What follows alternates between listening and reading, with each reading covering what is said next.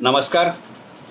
लोकमान्य व्याख्यानमाला याच्या पहिल्या पुष्पामध्ये माझे विचार मांडण्याची मला जी संधी दिली त्याबद्दल या व्याख्यानमालेच्या आयोजकांचे आणि तुम्हा सर्व श्रोत्यांचे सुरुवातीलाच मनापासून आभार मानतो आणि माझ्या आजच्या विवेचनाला सुरुवात करतो.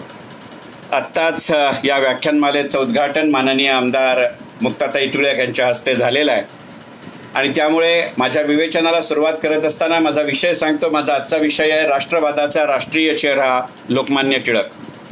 कारण आपल्याला सगळ्यांना कल्पना आहे की एकंदरीतच 23 जुलै ही टिळकांची जयंती आणि 1 ऑगस्ट 2020 ह्या टिळकांच्या स्मृतिशताब्दी वर्षाची सांगता आणि त्यामुळे या दोन्ही घटनांना सामोरं ठेवत या 10 दिवसांच्या काळामध्ये एकंदरीतच 5 वेगवेगळे विषय 5 वेगवेगळे वक्ते मांडणार आहेत आणि त्यातलं आजचं पहिलं पुष्प आपल्यासारख्या जाणकार श्रोत्यांपुढे, टिळक प्रेमींपुढे, टिळक अभ्यासकांपुढे मांडण्याची मला संधी मिळते याचा मला मनापासून आनंद आहे आणि म्हणूनच तुम्हा सर्वांचे आणि आयोजकांचे मी मनापासून आभार मानतो.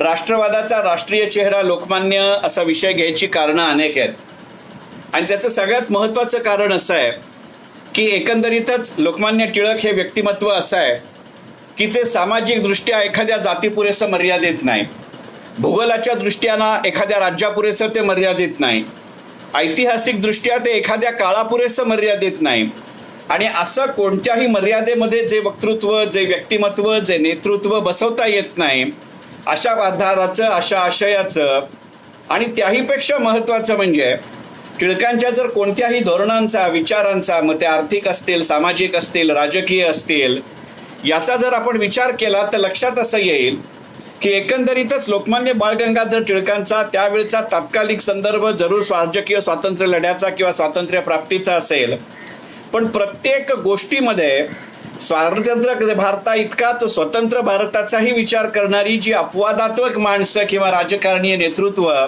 आपल्याला त्या काळामध्ये किंवा अगदी आजही सापडतं, याच्यामधला सगळ्यात मोठा एक सणसणीत अपवाद म्हणजे लोकमान्य बाळ गंगाधर टिळक आहेत. मग त्यांच्या आर्थिक विचारांसकट जर त्याची सुरुवात करायची झाली आणि अशा अर्थानं मी त्याला राष्ट्रवादाचा राष्ट्रीय चेहरा असं म्हटलं. आपल्याला सगळ्यांना माहिती आहे की त्याकालीन महाराष्ट्राचं वर्णन करताना अनेक वेळेला असं म्हटलं जातं की लोकहितवादींनी महाराष्ट्राला उभं केलं, रानड्यांनी महाराष्ट्राला चालतं केलं आणि लोकमान्यांनी महाराष्ट्राला धावतं केलं. पण हे धावतं करणं फक्त महाराष्ट्रापुरेसं मर्यादित नव्हतं आणि अक्षरशः आमच्या सुब्रमण्यम सरांनी जसं त्यांचं चित्र काढलं होतं तसं अक्षरशः बहुआयामी अशा पद्धतीचं व्यक्तिमत्व आणि वक्तृत्व आणि कर्तृत्व म्हणजे लोकमान्य बाळ गंगाधर टिळक आहेत. त्यांच्या या बहुआयात्म्याचा विचार करायचा झाला तर मला राहून राहून 2 गोष्टींचा विचार करावासा वाटतो आणि सगळ्यात महत्त्वाचं त्याचं वैशिष्ट्य अत्यंत स्वातंत्र्योत्तर काळामध्ये आपले तत्कालीन राष्ट्रपती डॉक्टर सर्वपल्ली राधाकृष्णन यांनी टिळकांविषयीच्या एका भाषणामध्ये मांडलंय. टिळकांचं वर्णन करताना डॉक्टर सर्वपल्ली राधाकृष्णन असं म्हणाले की by nature Tilak is a scholar, by necessity Tilak was a politician. जाणीवपूर्वक मी इज आणि वॉज या शब्दांवरती जोर दिलाय कारण ते वाक्य माझं नाही आहे, ते डॉक्टर सर्वपल्ली राधाकृष्णनांचं आहे, ज्यांचा भाषा, ज्यांचा आशय, ज्यांचं तत्वज्ञान याच्यावरती घट्ट पकड असलेला हा माणूस आहे. आणि मग असं लक्षात येतं की इज हा वर्तमान काळ आहे आणि वॉज हा भूतकाळ आहे. म्हणजे त्या काळापुरेसे टिळक पॉलिटिशियन होते. पण जर आता सार्वकालिक विचार करायचा झाला तर टिळकांचा एक अत्यंत मोठा स्कॉलर अशा पद्धतीचा मनुष्य म्हणून लोकमान्य बाळ गंगाधर टिळकांचं आजचं वर्णन करताना राष्ट्रवादाचा राष्ट्रीय चेहरा अशा पद्धतीचा आशय मी घेतला. केवळ राष्ट्रीय चेहरा म्हणण्यामागे आपण जे इतिहासाच्या पुस्तकामध्ये नेहमी वाचतो त्या लाल बाल पाल या त्रयोदशीचा किंवा एकंदरीतच या त्रिमूर्तीचा उल्लेख तर साहजिकच आहे, पण त्याच्याही पलीकडची गोष्ट अशी आहे की आजही बंगालमध्ये टिळकांचा उल्लेख टिळक महाराज असा केला जातो हे लक्षात घ्यावं लागतं. आपण महाराष्ट्रामध्ये सुद्धा टिळक महाराज असं त्यांच्याविषयी म्हणत नाही. अशा अर्थी राष्ट्रवादाचा राष्ट्रीय चेहरा म्हणून मी लोकमान्य बाळ गंगाधर टिळकांचा उल्लेख करतोय. हे करण्याचं कारण अशासाठी आहे की 2 गोष्टींचा या दृष्टिकोनातून विचार केला पाहिजे. सगळ्यात पहिलं टिळकांचे विषय हे जरूर त्या काळाशी निगडीत असतील पण कित्येक वेळेला ते काळाच्या पुढचेही आहेत आणि अशा अर्थानं राष्ट्रवादाचा राष्ट्रीय चेहरा याचं वर्णन केलं पाहिजे. याचं एक अत्यंत बोलकं उदाहरण असं की आपल्याला सगळ्यांना माहिती आहे की टिळकांच्या आयुष्यात अनेक मोठ्या आणि महत्वाच्या घटना आहेत आणि अशा या घटनांच्या मांदियाळीमधलं सगळ्यात महत्वाची घटना म्हणजे त्यांनी चिरोल विरुद्ध भरलेला खटला की ज्याची संपूर्ण कार्यवाही किंवा चर्चा ही ब्रिटनमध्ये झाली, इंग्लंडमध्ये झाली. इथनं निघताना त्याच्यावरतीची जी वर्णनं केलेली आहेत की किती हा मनुष्य वेगळ्या पद्धतीने विचार करत होता आणि त्याच्या दृष्टिकोनामध्ये कुठेही एका विशिष्ट कालमर्यादेचा संदर्भ नव्हता हे जाणून घेणं महत्वाचं आहे.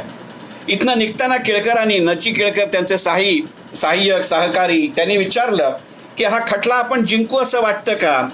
तर आपल्याला सगळ्यांना माहिती आहे टिळकांनी दिलेलं उत्तर हे आहे की युद्ध लवकर संपलं तर मी खटला हरेन, युद्ध फार काळ टिकलं तर मात्र मी खटला जिंकेन. मग केळकरांनी त्यांना असं विचारलं की इतकी जर तुम्हाला ह्याबद्दलची स्पष्टता आहे, क्लॅरिटी आहे, तर मग तुम्ही चिरोलबद्दल खटला का भरताय? त्याच्यावरती टिळकांनी जे दिलेलं उत्तर आहे ना, हे खरं राष्ट्रीयत्व आहे आणि हा खरा राष्ट्रवाद आहे. ते म्हणले दोन गोष्टी आहेत. आपल्या सगळ्यांना पूर्ण कल्पना आहे की आपल्यावरती जे चिरोलनी खटला भरला असला तरी चिरोल हे निमित्त मात्र आहे. चिरोलच्या माध्यमातून ब्रिटिश सरकार माझ्यावर शरसंधान करतंय, मग मीही चिरोलच्या खटल्याच्या निमित्ताने ब्रिटिशांवरती करेन ना. कारण इतक्या वर्षाच्या पारतंत्र्यानंतर आपल्याला सवय अशी झाली की ब्रिटिश राज्यकर्ते भारतीय जनतेवरती खटले भरतात. कुठेतरी सवय अशीही झाली पाहिजे की भारतीय जनता सुद्धा ब्रिटिश राज्यकर्त्यांवरती अशा पद्धतीचा विचार करू शकते किंवा खटले भरू शकतात. म्हणजे किती स्वतःच्या आचरणातून घालत गेलेली ही जी सांगड आहे, अशा दृष्टिकोनातून राष्ट्रवादाचा हा राष्ट्रीय चेहरा आहे. पण या राष्ट्रवादाच्या राष्ट्रीय चेहरा म्हणण्यामागची 2-3 कारणं आहेत. आणि याच चिरोल खटल्यामध्ये चिरोलचे जे वकील होते सर एडवर्ड कार्सन यांनी जो ओपनिंग रिमार्क टिळकांविषयी केला आहे तो फार महत्वाचा आहे. आपल्याला सगळ्यांना माहिती आहे की कुठच्याही केसची कोर्टामध्ये जी कार्यवाही होते, अंमलबजावणी होते, चर्चा होते, त्याची एक विशिष्ट पद्धत आहे.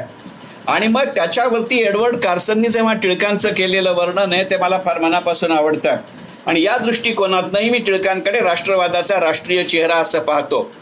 कारण शेवटी राष्ट्र म्हणजे काय असतं, त्याला भूगोल आवश्यक नसतो असं मी म्हणत नाही, पण भूगोल नसताना सुद्धा किंवा तो भूगोल आपल्या मालकीचा नसताना सुद्धा राष्ट्र ही संकल्पना होऊ शकते. याचं जर त्या काळातलं ब्रिटिशांची तुमच्या माझ्यासारखी ज्यांच्यावरती राजवट चालू होती असे तर देश आहेतच. अलीकडच्या काळामध्ये इस्रायल सारखा देश आपण पाहिला की प्रत्यक्ष त्यांच्याकडे जन्माची भूमी मिळायच्या आधी एका सांस्कृतिक धाग्याने, एका वैचारिक धाग्याने एकत्र आलेली माणसं असतात. जसं श्रीम माटे म्हणतात की देश म्हणजे देशातली माणसं, तर या देशातल्या माणसांचे जसे नानाविध मार्ग असतील, नानाविध वृत्ती असतील, नानाविध प्रवृत्ती असतील, या सर्व वृत्ती प्रवृत्तींना एकत्र करून पुढे जाणारा पहिला राष्ट्रीय नेता म्हणजे लोकमान्य बाळ गंगाधर टिळक आहेत. आणि हे सगळं लक्षात घेऊन एडवर्ड कार्सननी टिळकांचं केलेलं वर्णन आहे.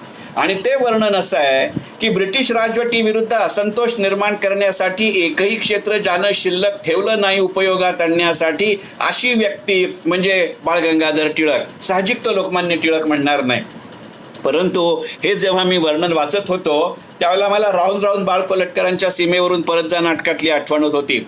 त्याच्यामध्ये सिकंदराच्या तोंडी नाटकाच्या सुरुवातीला एक संवाद आहे. सिकंदर राजा आंभीविषयी, सिकंदर पौरसाविषयी माहिती गोळा करत असतो. आपल्याला सगळ्यांना इतिहास माहिती आहे की आंभीच्या बोलावण्यावरनं पौरसाशी लढण्याकरता सिकंदर भारतामध्ये किंवा हिंदुस्थानामध्ये प्रवेश करता झाला. आणि मग त्याचा सेनापती सेल्युकस त्याला विचारतो की आंभी आपल्याविषयी काय म्हणतो, पौरस आपल्याविषयी काय म्हणतो, याची एवढी माहिती तुम्ही का काढून घेताय? तर सिकंदराने सांगितलं की अरे आपला मित्र आपल्याविषयी काय म्हणतो हे ऐकून घ्यायला हरकत नाही, पण आपला शत्रू आपल्याबद्दल निंदा करत असताना जे म्हणतो ते आपलं सगळ्यात मोठं मूल्यमापन आहे.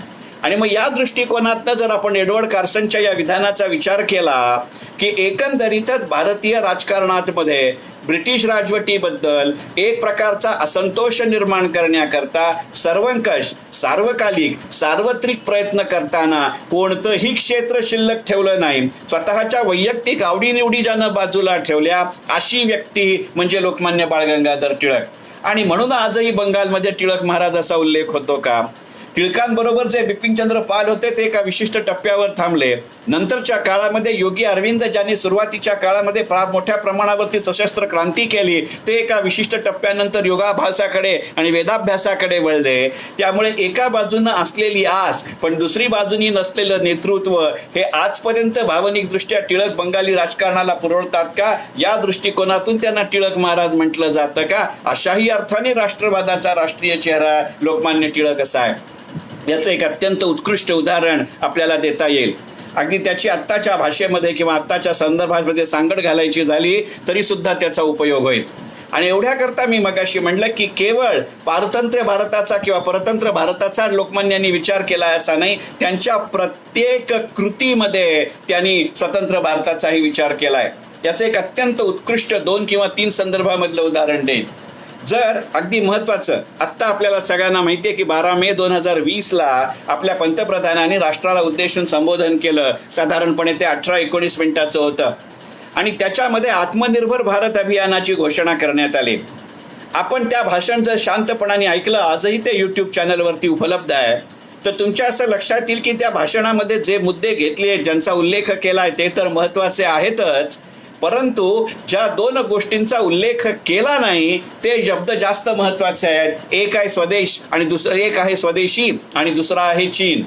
आणि मग या स्वदेशी या शब्दाचा उल्लेख न करता ज्या पद्धतीचं बी लोकल, बी व्होकल, बी ग्लोबल असं म्हटलंय, तर आपल्या सगळ्याच्या लक्षात आहे की स्वदेशी या शब्दाचा सगळ्यात पहिल्यांदा उपयोग आणि स्वदेशी या शब्दाची, कृतीची, क्रियेची, चळवळीची, भारतीय राजकारणाशी, स्वातंत्र्य लढ्याशी सांगड घातलेला पहिला राजकीय नेता म्हणजे लोकमान्य बाळ गंगाधर टिळक आहेत.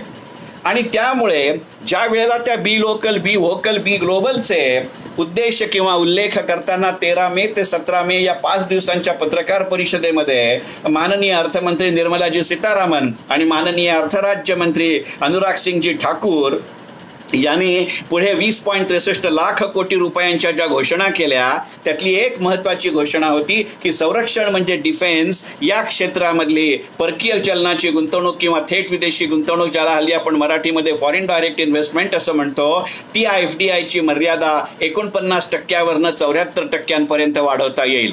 याच्या संदर्भामधला पुढचा उल्लेख त्या पत्रकार परिषदेतला असा आहे की होता होईतो भारतीय शस्त्रास्त्रांची निर्मिती पूर्णपणाने भारतामध्ये टप्प्याटप्प्यानं करण्याचा विचार राहील. हे जेव्हा पत्रकार परिषद किंवा पंतप्रधानांचं भाषण मी ऐकत होतो, मला एक भाबडी आशा होती, कदाचित एक टिळक प्रेमी म्हणून, माझं स्वतःचं आडनाव टिळक म्हणून असं मला वाटत होतं की निदान एकदा तरी नावनिशीवार लोकमान्य टिळकांचा उल्लेख होईल. दुर्दैवाने तसा उल्लेख ना पंतप्रधानांच्या भाषणात आहे ना 13 मे ते 17 मे या भाषणामध्ये आहे. कारण मी म्हटलं तसं यातला संरक्षण हाही शब्द टिळकांशी निगडित आहे, स्वदेशी हा शब्दही टिळकांशी निगडित आहे. त्यातला जो बी लोकल, बी व्होकल, बी ग्लोबल आहे, ती जी काल सुसंगत स्वदेशी आहे, त्याचा उल्लेख टिळकांनी पहिल्यांदा केलाय, हे आपण लक्षात घेतलं पाहिजे. अशा आणि ती संपूर्ण राष्ट्राला आपल्या आवाक्यामध्ये आणि कक्षेमध्ये आणणारी आहे. म्हणून त्या राष्ट्रवादाचा राष्ट्रीय चेहरा लोकमान्य टिळक असं मी म्हणतोय. त्यावेळेला जेव्हा संरक्षणामध्ये 49%वरनं 74%पर्यंतची गुंतवणूक आपण वाढवणार आणि शस्त्रास्त्र निर्मिती भारतामध्ये झाली पाहिजे अशी भूमिका जुलै 2020 मध्ये आपण घेणार, याचा जर उल्लेख करायचा झाला तर सरकन माझ्या मनामध्ये टिळकांच्या आयुष्यातला एक प्रसंग डोळ्यासमोर उभा राहिला. 1891 साली नागपूरमध्ये जे काँग्रेसचं अधिवेशन झालं, त्या अधिवेशनामध्ये लोकमान्य टिळकांनी केलेली पहिली मागणी अशी आहे की भारतीय शस्त्रास्त्रांची निर्मिती ही पूर्णपणाने भारतामध्येच झाली पाहिजे. हा विचार केवळ टिळकांच्या राजकारणाचा किंवा राष्ट्रकारणाचा नाहीये, हा टिळकांच्या राष्ट्रवादाचाही प्रश्न आहे. आणि त्याचं कारण असं होतं की हे सांगत असताना त्यांनी केलेली दुसरं विधान असं आहे त्या ठरावातलं, ह्याचे संपूर्ण संदर्भ टिळक चरित्रामध्ये आहेत. नची केळकरांनी जे 3 खंडात्मक चरित्र दिलंय त्याच्यामध्ये आहेत, टिळक आणि क्रांतिकारक या पुस्तकामध्ये आहेत आणि समग्र टिळक वाङ्मयाचे खंड 4 आणि खंड 6 मध्येही आहेत. आपण अनेक टिळक प्रेमी आता ह्या कार्यक्रमामध्ये इथे आपली हजेरी लावताय आणि म्हणून इतक्या मोकळेपणाने मी हे संदर्भ सांगतोय. अर्थात अनेकांना हे संदर्भ माहिती आहेत, परंतु एक वक्ता म्हणून विषयाच्या सुसंगततेकरता मी मांडतोय. असंही तुम्ही मांडलात तरी सुद्धा माझ्या महत्वाचं मनापासून येतंय. एक गोष्ट मला स्वतःपासून असासाठी वाटतं की टिळकांनी त्याची घेतलेली पार्श्वभूमी आपण लक्षात घेऊया. आपण नेहमी इंग्रज तत्ववेत्ता बकल म्हणतो की मनुष्य त्याच्या आजूबाजूच्या परिस्थितीनुसार घडतो. तर त्याचंच वर्णन करताना सुप्रसिद्ध पाश्चिमात्य कादंबरीकार आयन रँड तिच्या फाउंटन हेडमध्ये म्हणते की man is a product of his premises. आता टिळकांचा जन्म 23 जुलै 1856चा आहे. 1857 साली 3 महत्वाच्या घटना घडलेत. आपलं पहिलं स्वातंत्र्य युद्ध, आपल्या पहिल्या भारतीय विद्यापीठाची स्थापना आणि भारतीय शेअर बाजाराची स्थापना. या तीनही घटनांच्या पार्श्वभूमीवरती टिळक वाढतायत. कारण टिळकांचं गुंतवणूक क्षेत्रातलं, टिळकांचं उद्योग क्षेत्रातलं कार्य आहे, तोही माझ्या आजच्या विवेचनात होता होई तो वेळेच्या मर्यादेत बसवण्याचा एक पैलू असेल. प्रश्न तो नाहीये. अशा जागरूक परिस्थितीमध्ये टिळक पुढे वाढतायत आणि टिळकांनी केलेली मागणी इथे कुठेतरी आहे. ती त्यांना भारतात शस्त्रास्त्र निर्मिती का व्हायला हवी असेल याचं काहीतरी लॉजिक देऊ शकतं. कारण अशा बहुआयामी व्यक्तिमत्वामध्ये हा पैलू नक्की कुठे ना कुठेतरी अनिश्चित असणार, याविषयी माझ्या मनामध्ये कोणतीही शंका नाही. आपल्याला माहिती आहे की 1857च्या स्वातंत्र्य युद्धाची जी सुरुवात झाली आहे ती त्या कारतुसाला लावलेल्या चरबीवरनं झाली आहे. कारण बातमी अशी बाहेर आली की काही प्रमाणामध्ये गायीची आणि काही प्रमाणामध्ये डुकराची चरबी त्याला लावलेली आहे. आणि त्याचं वर्णन करताना हिंदूंसाठी गाय ही अत्यंत परमदैवत, त्यामुळे आमच्या परमदैवताची चरबी ज्या त्या कारतुसाला लावली असेल तर ती कारतुसा आम्ही तोंडाने काढणार नाही, अशी हिंदू सैनिकांची धारणा. तर डुक्कर हा प्राणी मुसलमानांना पूर्णपणाने निषिद्ध आणि त्यामुळे त्या निषिद्ध प्राण्याची चरबी ज्याला लावली ती कारतुसा आम्ही तोंडाने काढणार नाही, अशी मुसलमानांची भूमिका. आणि मग यातनं त्या उठावाची झालेली सुरुवात हे टिळकांच्या नक्की मनामध्ये असेल. त्यामुळे टिळकांनी मागणीच करताना अशी केली की याच्या शस्त्रास्त्राची निर्मिती पूर्णपणाने भारतामध्येच झाली पाहिजे. म्हणजे एक तर ती कशा पद्धतीने निर्माण होतात या तंत्रज्ञानाशीही सांगड होते आणि अशा पद्धतीच्या कोणत्याही महत्वाच्या बातमीचा उल्लेख होत नाही, हे आपण लक्षात घेतलं पाहिजे.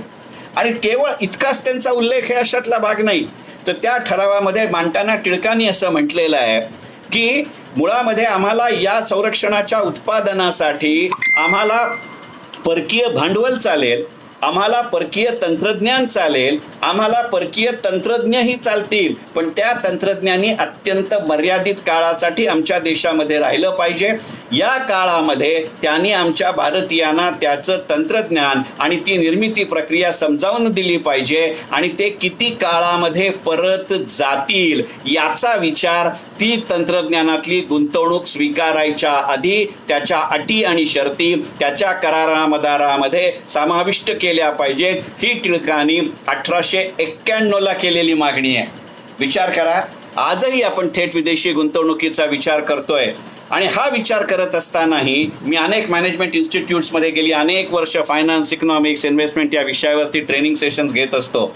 मग मॅनेजमेंट स्टुडंट्स आणि मॅनेजमेंट प्रोफेशनल्सना आजही सांगावं लागतं की जेव्हा तुम्ही परकीय गुंतवणूक किंवा FDI म्हणता ती फक्त पैशाची नसते, ती तंत्रज्ञानाचीही असू शकते, ती ज्याला टेक्निकल सपोर्ट म्हणतो अशाचीही असू शकते.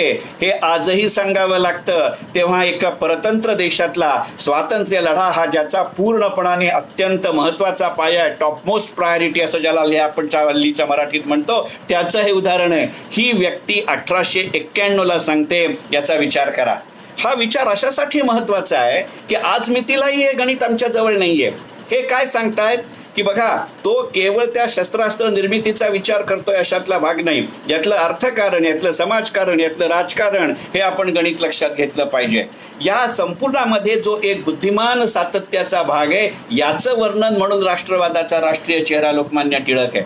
कारण अशा पद्धतीची शस्त्रास्त्र निर्मितीमधनं जी शस्त्र निर्माण होणार आहेत ती काही फक्त एखाद्या विशिष्ट भूगोलातली, एखाद्या विशिष्ट जातीतली, एखाद्या विशिष्ट युद्धापुरेशी वापरली जाणार नाहीये.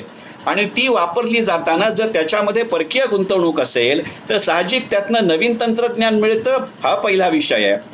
यातनं जन्माला आलेलं उत्पादन हे साहजिक वाढीव प्रमाणावरती असेल आणि ते जिथे जिथे ब्रिटिशांची राजवट आहे तिथे निदान जवळपासच्या देशांमध्ये जाईल. असं जर झालं तर तिथे तसे कारखाने सुरू होताना कदाचित तिथे कामाला लागलेल्या माणसांना तिथे जाऊन काम करण्याचा अनुभव मिळेल. याचाही दृष्टिकोन लोकमान्य टिळकांनी 1891च्या मागणीमध्येही केलाय आणि नंतरच्या त्यांच्या लेखामध्येही आणि भाषणांमध्येही त्यांचं विवेचन आहे. टिळकांचं साहित्य या दृष्टिकोनातनं पाहावं लागतं, टिळकांचं विवेचन या साहित्यातनं पाहावं लागतं. केवळ इतकीच मागणी करून ते थांबले तशातला भाग नाही. तर तुमच्या असं लक्षात येईल की लोकमान्य टिळक हे असं गणित आहे की ज्यांनी त्याही काळामध्ये एंड टू एंड पद्धतीचा विचार मांडलाय. हा एंड टू एंड पद्धतीचा विचार मांडणारी फार मोजकी मंडळी, केवळ परतंत्र भारतात नव्हे तर स्वतंत्र भारतात फार मोजकी मंडळी आहेत. आणि दादाभाई नौरोजींच्या आधीचा काळ हा लोकमान्य टिळकांचा असा उदाहरणासाठी लक्षात घ्यावं लागेल. कारण केवळ टिळकांनी शस्त्रास्त्र निर्मिती आपल्या देशात झाली पाहिजे एवढीच मागणी करून ते थांबलेले नाहीत. टिळकांच्या नंतरच्या काळामध्ये आपण सरसकट बहिष्काराची घोषणा केली. मी नाव घेऊ इच्छित नाही, कारण त्यांची 150वी जयंती पूर्णपणाने आज आपण साजरी करतोय, पण तितका सरकार दरबारी आजही टिळकांच्या स्मृतिशताब्दीचा उल्लेख होत नाही. याची बोच आहेच, पण त्या दृष्टिकोनातनं मी म्हणत नाहीये. आणि म्हणून मी म्हटलं की मगाशी अशी घोषणा करताना पंतप्रधानांनी आणि अर्थमंत्र्यांनी एकदा तरी लोकमान्य टिळकांचा नावनिशिवार उल्लेख करायला हवा होता. आणि तो जर टळला असेल तर मग निदान महाराष्ट्रातल्या राजकारण्यांनी त्यांची जाणीव करून द्यायला हवी होती. सहज मनामध्ये विचार आला की हेच जर विधान दुसऱ्या कोणत्या एखाद्या नेत्यांनी केलं असतं, गांधींनी केलं असतं, पटेलांनी केलं असतं, तर त्यांचा असाच अनुल्लेख झाला असता. मला गांधी पटेलांविषयी दुस्वास नाही, पण ज्याची जी मागणी आहे आणि टिळक स्मृतीचं हे व्याख्यान आहे आणि म्हणून मी हा मुद्दा जरूर मांडेन. आणि त्याची एकमेव बाजू त्यांचा उल्लेख केला नाही असं नाही. याच्यामध्ये जो सर्वंकष विचार आहे तो आपण लक्षात घेतला पाहिजे. तत्कालीन म्हणजे टिळकांचे समकालीन किंवा टिळक काळानंतरचे नेते यांच्यामधला फरक आणि टिळकांमधला फरक हा आहे की टिळकांनी नेहमी केवळ लष्करीच नव्हे तर प्रशासकीय सेवेमध्ये सुद्धा भारतीयांना जाण्यासाठी सतत प्रोत्साहन दिलेलं आहे. टिळकांनी काउन्सिलमध्ये, सिनेटमध्ये ही मागणी लावून धरली की ब्रिटिश सरकारांच्या बरोबरीनं उघड स्पर्धेनं कमिशन भारतीयांना मिळाली पाहिजेत. कमिशन हा शब्द आपण नीट लक्षात घेऊया. हल्लीच्या मराठीमध्ये आपण कमिशन हा शब्द वेगळ्या अर्थाने करतो, परंतु उच्च अधिकाराची संधी किंवा अधिकार पदाची संधी याला त्यावेळेला आपण कमिशन्ड ऑफिसर असं म्हणायचो. अशा अर्थी ती कमिशने आहेत. तर त्याच्यावरती उत्तर देताना राज्यकर्त्यांनी असं सांगितलं की आम्ही अशा पद्धतीची रिक्रुटमेंट करायला तयार आहोत, भारतीय माणसं घ्यायला तयार आहोत, परंतु ते त्या रिगरमध्ये, त्या कठीणाईमध्ये टिकत नाहीत. आणि ते जर मध्येच सोडून गेले तर ती प्रोसेस तर, ती प्रक्रिया तर लांबतेच, पण आमचा खर्चही वाया जातो.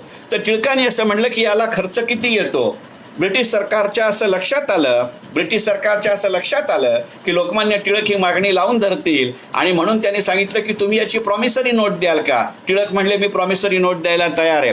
त्यामुळे अत्यंत अल्प काळात अत्यंत अवास्तव रकमेची मागणी ब्रिटिशांनी केली. लोकमान्य टिळकांनी ती प्रॉमिसरी नोट दिली, परंतु साहजिकच ब्रिटिश सरकारनं त्याच्यापुढे त्याबाबत कोणतीही कारवाई केली नाही.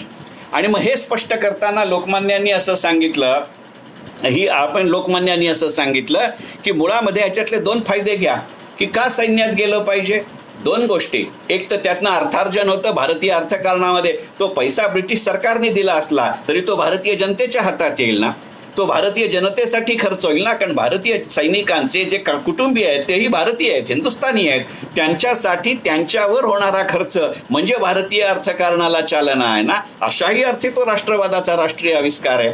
दुसरी गोष्ट ते असे म्हणले की आज आपण परतंत्र आहोत, त्यामुळे ब्रिटिश सरकार जिथे जिथे सांगेल तिथे भारतीय फौजांना जावं लागेल. यातनं 2 गोष्टींचा फायदा होतो. पहिली गोष्ट, वेगवेगळ्या भूगोलांचा, इतिहासांचा आणि रणनीतीचा माहिती मिळते, त्याच्याशी आपण कन्व्हर्संट होतो, त्या गोष्टी आपल्या सरावाच्या होतात आणि त्याचबरोबर वेगवेगळ्या देशातले संबंधही आपल्या लक्षात येतात. तुम्ही मला सांगा, आज गलवान सिनेमेवरच्या घटनांनंतर ज्या वेळेला काही राष्ट्र चीनच्या बाजूने उभे राहत आहेत आणि काही राष्ट्र ही भारताच्या बाजूने उभे राहतात, अशा वेळेला टिळकांचा हा मुद्दा किती महत्वाचा आहे हे आपण लक्षात घेऊया. ही केवळ मागणी अशा आशयाची किंवा अशा स्वरूपाची फक्त संरक्षणाबद्दल आहे असा टिळकांचा उल्लेख नाही किंवा अशी टिळकांची मागणी नाही. टिळकांनी मॉरिशसच्या साखरेच्या आयातीला केलेला विरोधही याच मार्गावरती आहे, याच पद्धतीवरती आहे. आणि हे सांगण्याचं कारण अशासाठी आहे की मुळातच त्याच्यामध्ये त्यांचं म्हणणं असं आहे की साखरेची आयात नको, आम्हाला तंत्रज्ञानाची आयात करावी लागेल. आणि या दृष्टिकोनातून विचार करत असताना आजही आपण साखर आणि इतर गोष्टींच्या आयाती आणि निर्यातीबद्दलची जी गणितं मांडतो ती आपण लक्षात घेतली पाहिजेत. जी भूमिका टिळकांनी संरक्षणामध्ये घेतली आहे तीच भूमिका टिळक साखरेमध्ये घेतात आणि तीच भूमिका टिळक सातत्याने इतरही क्षेत्रामध्ये घेतात. या सातत्याचा राजकारणासाठी आणि राष्ट्रकारणासाठी असलेला अनुभव म्हणून राष्ट्रवादाचा मी राष्ट्रीय चेहरा लोकमान्य टिळक असं म्हटलं. त्याने केवळ कमिशनचा विचार केला अशातला भाग नाही, त्यांनी प्रशासकीय सेवांचाही विचार केलाय. कारण टिळक नेहमी म्हणायचे की सरकार कोणाचं हा प्रश्न महत्वाचा नाही असा नाही, विशेषतः परतंत्र राष्ट्रामध्ये असताना तर तो जरूर केलाच पाहिजे. आणि त्यांची इथे परतंत्र म्हणताना तो किती संयमी पण त्याच वेळेला किती सार्वकालिक विचार आहे याचा कल्पना करा. ते म्हणले की बरेच वेळेला आपल्याला असं सांगितलं जातं की संरक्षण काय किंवा सरकार काय याचा परतंत्र राष्ट्राशी संबंध काय. ते म्हणले हे दोन्ही विषय राष्ट्र परतंत्र असलं तरी सुद्धा महत्वाचा संबंध आहे. आणि याचं कारण असं आहे, ते म्हणले सरकार कोणाचा हा प्रश्न महत्वाचा नाही असं नाही, पण त्याहीपेक्षा महत्वाचं आहे की कोणतंही जर अर्थकारण चालवायचं असेल, कोणतंही जर समाजकारण चालवायचं असेल, कोणतंही जर राजकारण चालवायचं असेल तर सरकार किंवा प्रशासन नावाची यंत्रणा ही असावीच लागते. मग त्यात कोण माणसं असतील हा विषय वेगळा. आपण एक लक्षात घेऊया की आपल्याला हे उदाहरण सगळ्यांना माहिती आहे, फक्त आता ते ह्या संदर्भ म्हणून इथे देतो आणि पुढे जातो. हा विषय महत्वाचा अशासाठी आहे, आपल्याला सगळ्यांना हा किस्सा माहिती आहे की मुळातच जेव्हा सी.डी. देशमुख मॅट्रिकच्या परीक्षेत पहिले आले तेव्हा सरकार लोकमान्यांना जाऊन भेटले आणि लोकमान्यांना त्यांनी असं म्हटलं होतं की मी आता तुमच्या बरोबर स्वातंत्र्य संग्रामामध्ये येतो. तर लोकमान्यांनी त्यांना सांगितलेलं उदाहरण असं आहे किंवा दिलेलं कारण असं आहे की असं करू नका, तुमचं वय आणि तुमची बुद्धिमत्ता पाहू जाता तुम्ही आत्ता जास्तीत जास्त शिक्षण घेणं, अशा प्रशासनाचा अनुभव घेणं हे अत्यंत महत्वाचं आहे. कारण आज ना उद्या स्वातंत्र्य आपल्याला मिळणारच आहे. स्वतंत्र भारताचा राजशकट चालवण्यासाठी ही पिढी लागेल, ते तुमच्या पिढीने कार्य करावं लागेल. सी.डी. देशमुखांनी स्वतःच्या आत्मचरित्रामध्ये असा उल्लेख केलाय की या संबंधातल्या चर्चेमध्ये टिळकांनी मला एकंदरीतच अर्थव्यवस्था, बँकिंग अशा गोष्टींचा विचार करण्याची मला विचार करायचा सांगितला. त्याचा मी पुढे अभ्यास केला. पुढे सी.डी. देशमुखांची स्वतंत्र भारताच्या काळातली जी कारकीर्द आहे त्याचा विचार केला पाहिजे. आज तुमच्या असं लक्षात येईल की राष्ट्र अस्तित्वात आहे की नाही हा प्रश्न नाही, पण राष्ट्र हा विचार सार्वकालिक असतो. त्यामुळे केवळ परतंत्र भारताचा तत्कालीन उद्देशाच्या दृष्टिकोनातनं त्यांनी केलेला विचार नाही, तर त्यांनी स्वतंत्र भारताचाही विचार संरक्षणामध्ये केलाय, स्वतंत्र भारताचा विचार साखरेच्या आयातीमध्ये केलाय, स्वतंत्र भारताचा विचार त्यांनी अशा पद्धतीच्या प्रशासकीय आणि लष्करी सेवेमध्ये केलाय. याचा विचार आपण केला पाहिजे. याबद्दलचं टिळकांचं जे एक वाक्य आहे ते थोडं विषयांतर असं वाटलं तरी सुद्धा मी तुम्हाला सांगितल्या वाचून मला राहवत नाही. टिळक असं म्हणाले त्यावेळेला एखाद्या लेखामध्ये त्यांनी असं म्हटलंय की मुळामध्ये म्हणले कोणतं सरकार हा प्रश्न नाही, पण शेवटी सरकार हे देवासारखं असतं. ते आपणहून काही करत नाही, त्यासाठी त्याला कौल लावावा लागतो आणि कौल लावायला पुजारी लागतो आणि मग कदाचित काही वेळेला धूपही जाळावा लागतो. हे पुजारी म्हणजे सरकारी अधिकारी. आता तो कापूर जो जाळावा लागतो तो सरकारी अधिकाऱ्याला का सरकारला हा आजचा विषय नाही, परंतु तो पुजारी लागतो ही जर वस्तुस्थिती असेल तर तो आपल्या राष्ट्रीय विचारांचा असणं महत्वाचं आहे. याची गरज त्यावेळेला टिळक अधोरेखित या सी.डी. देशमुखांसारख्या उदाहरणातनं करतात, हे आपण लक्षात घेतलं पाहिजे. केवळ इतकाच विचार राष्ट्रवादाचा राष्ट्रीय चेहरा म्हणून लोकमान्य टिळकांचा करता येतो, करावा लागतो अशातला भाग नाही. आज आपण अनेक वेळेला असं बघतोय की ते केवळ लोकांनी मान्य केलेले म्हणून लोकमान्य आहेत हे तर खरंच, परंतु त्याहीपेक्षा सुद्धा ते लोकांना मान्य अशासाठी होते की टिळकांना लोकांच्या मानसिकतेचा अत्यंत मोठा अभ्यास होता आणि मग त्या मानसिकतेच्या दृष्टिकोनातनं विचार करत करत टिळक पुढे गेलेले आहेत. टिळकांचं श्रीपाद अमृत डांग्याने केलेलं जे वर्णन आहे ते मला फार मनापासून आवडतं.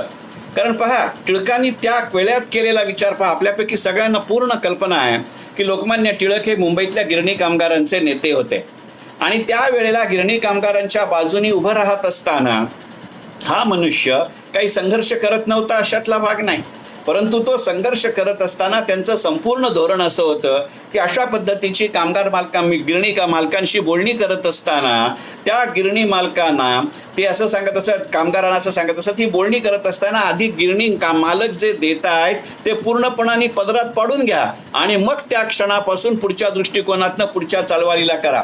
त्यांचं म्हणणं असं होतं की असा पैसा प्रत्यक्ष हातात आल्यानंतर दोन गोष्टी होतात की त्या संबंधित सहकार्याची आणि त्याच्या घरातल्यांची श्रद्धा बसते की आपण चळवळ केल्याने काही यश मिळू शकतं.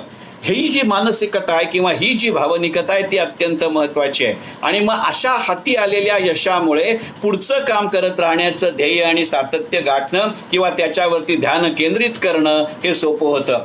आज तुम्ही कल्पना करा की या परफॉर्मन्स आणि परसेप्शनच्या सध्याच्या काळामध्ये हे शब्दप्रयोग महत्वाचे आहेत की नाही. आणि अशा अर्थानेही आणि श्रीपाद अमृत डांग्यांची जी नंतरच्या काळातले फार मोठे कामगार पुढारी होते त्यांनी या संबंधात दिलेली जी उदाहरणं आहेत ती अत्यंत महत्त्वाची मला वाटतात. हा विषय अशासाठी मला सांगायचा आहे की टिळकांच्या जर या राष्ट्रवादाच्या राष्ट्रीय चेहऱ्याचा विचार करायचा असेल तर त्यांचं एक वाक्य मला फार महत्त्वाचं वाटतं. टिळकांच्या अग्रलेखामधलं वाक्य आहे की यश हे प्रयत्नांती असतं, वाच्यांती नाही.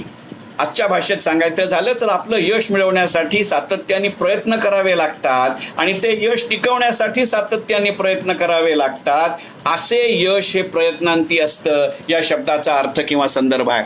आणि असा जेव्हा संदर्भ किंवा अर्थ असतो तो सर्व्हिस सेक्टरमध्ये किती वेगळ्या पद्धतीने वापरायला लागतो याचा विचार करणं अत्यंत महत्त्वाचं आहे. याचं कारण असं मला स्वतःला फार असं वाटतं की आजच्या सर्व्हिस सेक्टर डॉमिनेशनच्या काळामध्ये पूर्णपणाने त्याचा हा पासवर्ड व्हायची दोन कारणं आहेत.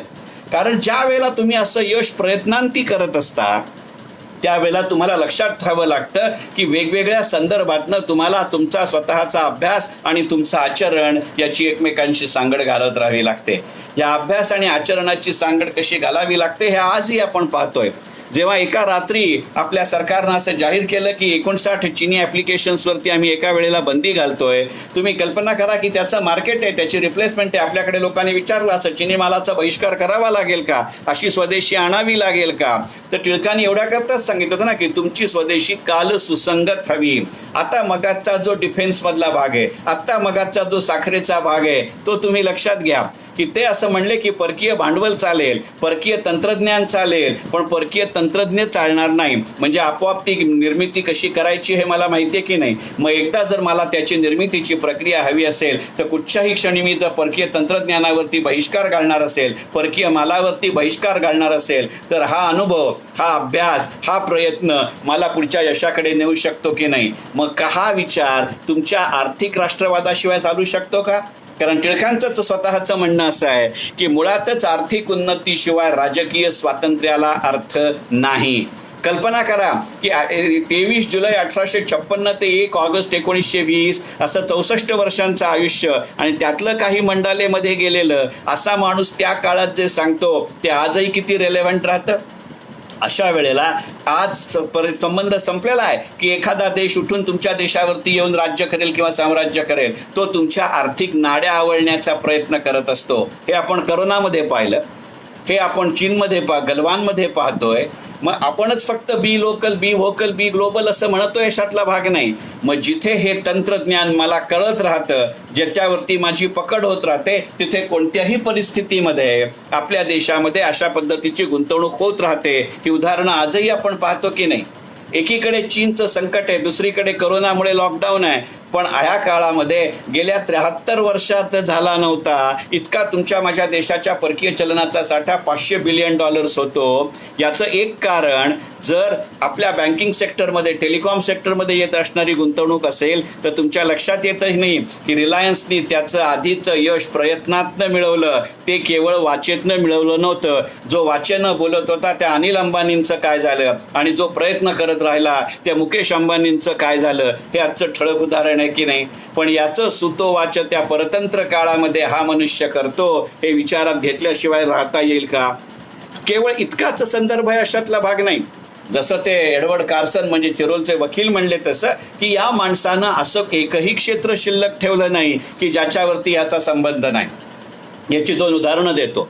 साधारणपणे राष्ट्रवादामध्ये जितकं अर्थकारण येतं तितकं राष्ट्रवादामध्ये साहित्य येतं, संगीत येतं, संस्कृती येते. आणि या अशा साहित्य, संगीत, संस्कृतीचं टिळकांविषयीचं फार महत्त्वाचं वैशिष्ट्य आहे की टिळकांचे वैचारिक मतभेद जरूर असतील, परंतु टिळकांनी वैयक्तिक दुश्मनी कधीही केलेली नाही, कमरेखालचे वार कधीही टिळकांनी केलेले नाहीत. आपल्याला माहिती आहे की आपल्या महाराष्ट्रामध्ये टिळक आणि आगरकर, टिळक आणि रानडे अशा वेगवेगळ्या पद्धतीने आपण तुलना करत राहतो. मी वाद रंगवतो असं म्हणत नाही, आता ते योग्य नाही. कारण आपल्यापैकी कोणाची ती सगळीच माणसं वयाने, ज्ञानाने, कर्तृत्वाने आणि सन्मानाने आणि आदराने खूप मोठी आहेत. त्यामुळे त्यांच्या संबंधात चर्चा होत असते आपण म्हणतो. त्यांच्यामध्ये वैचारिक मतभेद जरूर असतील, परंतु किती वेगवेगळ्या पद्धतीने त्या माणसांनी एकमेकांविषयीचा आदर व्यक्त केला याची आपण कल्पना करूया. टिळकांच्या अर्थार्जनाचं महत्त्वाचं साधन होतं लॉ क्लासेस.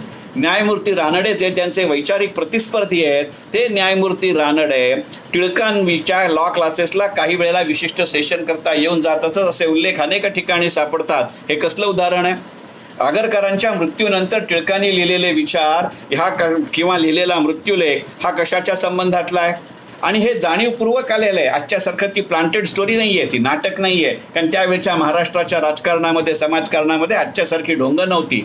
पण केवळ ते महाराष्ट्रापुरेसं मर्यादित राहतं अशातलाही भाग नाहीये. ते किती उत्स्फूर्तपणाने वेगवेगळ्या संदर्भामध्ये येतं याचं एक साधं उदाहरण सांगतो. म्हणून मी म्हटलं की साहित्य, संगीत आणि संस्कृती याच्याशीही टिळकांचा संबंध आहे आणि अशा अर्थानेही तो राष्ट्रवादाचा एक भाग आहे आणि अशा अर्थीही तो राष्ट्रीय आहे. टिळकांच्या हयातीमध्ये टिळकांना स्वतःला काही नाटकाची वगैरे फार आवड होती अशातला भाग नाही. पण टिळकांच्या वरती एकंदरीत 18 नाटकं लिहिली गेली आहेत आणि त्यातली 12 टिळकांच्या हयातीतच रंगमंचावरती आली होती, ही गोष्ट खरी आहे. तर त्यांचे मित्र आणि सहकारी कर्नाटक सिंह गंगाधरपंत देशपांडे यांच्या आग्रहाखातर एका पुण्याच्या नाटकाच्या प्रयोगाला लोकमान्य टिळक गेले होते. आणि गंगाधरपंत देशपांड्यांनी तो आग्रह करण्याचं कारण असं होतं की ते बेळगावच्या मंडळींनी केलेलं नाटक होतं आणि सगळ्यात महत्त्वाचं म्हणजे ते संपूर्ण नाटक हे स्त्रिया करत असत. त्यातली पुरुष पार्टही लोकमान्य स्त्रियाच करत असत आणि ते टिळकांच्या संबंधांवरती, टिळकांच्या जीवनावरती, चारित्र्यावरती असं अवलंबून असलेलं किंवा लेखलेलं बेतलेलं नाटक होतं. ते नाटकाला टिळक गंगाधरपंत देशपांड्यांच्या आग्रहामुळे गेले आणि मग साहजिक आता टिळक आले म्हटल्यानंतर त्या थिएटर मालकांनी किंवा प्रमुखांनी त्यांना विनंती केली की तुम्ही लोकांना उद्देशून भाषण करा. टिळक असं म्हणले की नाही, ही भाषण करण्याची जागा नाही. लोक नाटक पाहायला आले, त्यांना नाटक पाहू द्या. राष्ट्रवाद म्हणजे तुम्ही लोकांची मानसिकता लक्षात घ्यावी लागते. पण मग त्यांच्या प्रमुखांनी मागणी केली, विनंती केली की निदान तुम्ही आमच्या कलाकारांना भेटाल का? ते म्हणले जरूर भेटतो. आणि मग त्यांनी त्या सगळ्या स्त्री कलाकारांना जाऊन टिळक भेटले आणि मग त्या लेखकाला, दिग्दर्शकाला, त्या थिएटर मालकाला टिळकांनी असं म्हटलं की मला तुमचं नाटक आवडलं, माझ्या काही लकबी तुमच्या नाटकामुळे माझ्या लक्षात आल्या, त्या सुधारण्याचा मी प्रयत्न करीन. कल्पना करा, ह्या बोलदेखलेपणा नाहीये. पुढच्या माणसाला आपण जवळ करणं, याला राष्ट्रप्रेम आणि राष्ट्रवाद असं म्हणतात. हा त्यातला भाग आहे. आणि त्या प्रसंगामध्ये टिळकांनी असं म्हणलं की तुम्ही 2 गोष्टीचा विचार केला पाहिजे की मुळात या नाटकाचा टोन थोडा बदला. मला ब्रिटिशांच्या राज्यकर्त्यांच्या वक्रदृष्टीची आता सवय झाली आहे, परंतु माझ्यावरचा राग तुमच्या या नाटकाच्या निमित्ताने तुमच्यावरती निघायला नको. कारण पोलीस स्टेशन किंवा कोर्ट हे स्त्रियांनी जाण्याची जागा नाही. आपण स्त्रियांच्या संवेदनशीलतेचा मक्ता आगरकरांकडे देतो, पण ते टिळकांना देतो. आणि ते म्हणले आज तुम्ही लक्षात घ्या की आज तुम्ही अशा पद्धतीचं नाटक करू शकता, याचं श्रेय एका गोपाळ नावाच्या माणसाला जातं. साहजिक गोपाळ गणेश आगरकर आहे की नाही? म्हणजे एकंदरीतच राष्ट्र ही संकल्पना चालवत असताना अशा पद्धतीच्या विचारांचा संबंध जोडावा लागतो. याचं उत्कृष्ट उदाहरण अशा अर्थाने राष्ट्रीय चेहरा आहे की नाही? त्यांचा हा जो एक सर्वसमावेशकतेचा भाग आहे तो फक्त महाराष्ट्रातल्या त्यांच्या समकालीनांपुरेसा किंवा त्यांच्या समक्षेत्रीयांपुरेसा मर्यादित आहे अशातला भाग नाही. या प्रसंगाचं उदाहरण फारसं दिलं जात नाही, म्हणून जाणीवपूर्वक हे उदाहरण मी आत्ता देतोय. धनंजय किरानी जे टिळकांचं इंग्लिश आणि मराठीमध्ये चरित्र लिहिले आहे, त्या दोन्ही ठिकाणी याचा उल्लेख आहे. अभ्यासकांनी जरूर आवर्जून वाचावं. ज्या वेळेला रवींद्रनाथ टागोरांना, आपल्या सगळ्यांना माहिती आहे की रवींद्रनाथ टागोरांना साहित्याचं नोबेल मिळालं. ते घ्यायला तेव्हा ते युरोपमध्ये जायचे होते, तेव्हा काही पैशाची मागे पुढे गोष्ट होत होती. अशा वेळेला टिळकांनी, त्यांना काही पैशाचा विचार कमी पडतोय म्हणल्यानंतर त्यांनी महाराष्ट्रातनं, पुण्यातनं पैसे गोळा करून रवींद्रनाथ टागोरांना पाठवले. ते रवींद्रनाथ टागोरांना पाठवत असताना त्यातला आजही पुणेकरांविषयी आपण इतकं बोलतो, तर त्यावेळेचे पुणेकर होते. त्यांनी टिळकांना विचारलं तुमचा आणि टागोरांचा संबंध काय, तुम्हाला कवितेतलं काय कळतं का? ते म्हणले मला कळतं की नाही हा प्रश्न नाहीये, पण म्हणले रवींद्रनाथ टागोर व्यक्तीला जसं नोबेल मिळतंय तर ते रवींद्रनाथ एक भारतीय म्हणून तिथे जाणार आहेत की नाही? आणि मग हे जर ते भारतीय म्हणून जाणार असतील ते म्हणले 2 गोष्टी त्याच्यात लक्षात घ्या ना, की तो जेवढा रवींद्रनाथांचा सन्मान आहे तेवढाच आपल्या भारतीयत्वाचा सन्मान आहे. कारण म्हणले ब्रिटिश राज्यकर्ते आपल्याविषयी असं म्हणतात की जे तुमच्या वेदामध्ये, जे तुमच्या साहित्यामध्ये नाही त्याच्यापेक्षा कितीतरी पट जास्त ज्ञान आमच्या एका दप्तरातल्या पुस्तकामध्ये असतं. तर म्हणले अशा दप्तरातल्या पुस्तकांकडे ज्यांचं ज्ञान आहे त्यांना आमच्याकडच्या ज्ञानातल्या एका माणसाला नोबेल द्यावं लागतं. हा आमचा विजय नाही. हा आमच्या संस्कृतीचा विजय नाही. आणि म्हणले दुसरी गोष्ट लक्षात घ्या की त्या निमित्ताने हा माणूस ज्या वेळेला आपल्या इकडच्या स्थितीचं वर्णन करेल, आपण इथे काय काम करतो हे सांगेल, तर म्हणले आपल्या तोंडाने आपण आपलं काम सांगितलं तर पुढचा माणूस ऐकणार नाही. पण ज्याचा दृढार्थाने राजकारणाशी संबंध नाही, दृढार्थाने ज्याचा या स्वातंत्र्य चळवळीशी संबंध नाही, अशापेक्षा सुद्धा वेगळ्या पद्धतीनं विचार करणारा माणूस जेव्हा आपल्या परिस्थितीविषयी सांगतो तेव्हा पुढचा विचार मांडला जातो की नाही. मग आज ज्याला आपण ब्रँड अँबॅसेडर असं म्हणतो, या संकल्पनेचे उद्गाते कोण? आता तसं पाहिलं तर कलकत्ता आणि भारत किंवा आजही कलकत्तामध्ये मी म्हटलं तसा उल्लेख असेल, परंतु त्याची पेरणी अशा दृष्टिकोनातनं होते आणि म्हणून तो राष्ट्रीय चेहरा ठरतो.